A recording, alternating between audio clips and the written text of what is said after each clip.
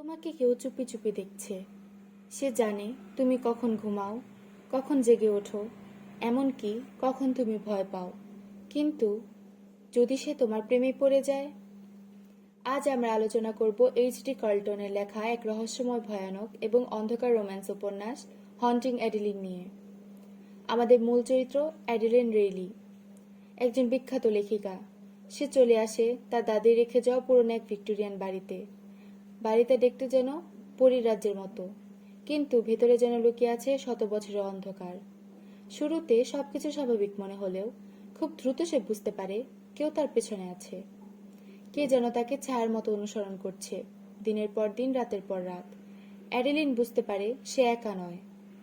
সেই ছায়ার নাম জেড। সে একজন স্টকার, কিন্তু সে শুধুই দেখে না, সে ভালোবাসে।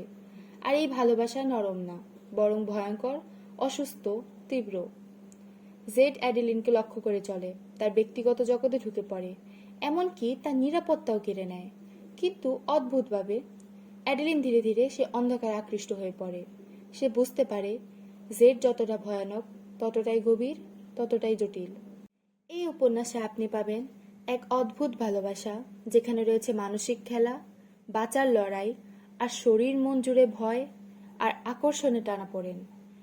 অ্যাডিলিন কখনো জেইডের কাছে পুরোপুরি নিরাপদ নয়, তবুও সে পালাতে পারে না। এ যেন এমন এক সম্পর্ক যা না চাইতেই গভীর হয়ে যায়। এই বইটি সবার জন্য নয়।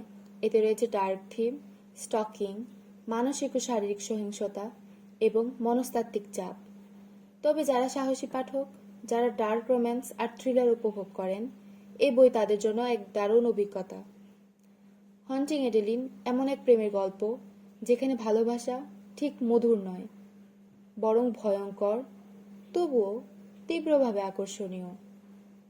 তুমি কি সাহসী? তুমি কি এই অন্ধকারে ডুবে যেতে প্রস্তুত? তবে এই উপন্যাস তোমার জন্য। ভিডিও ভালো লাগলে লাইক, শেয়ার ও সাবস্ক্রাইব করতে ভুলে যেও না।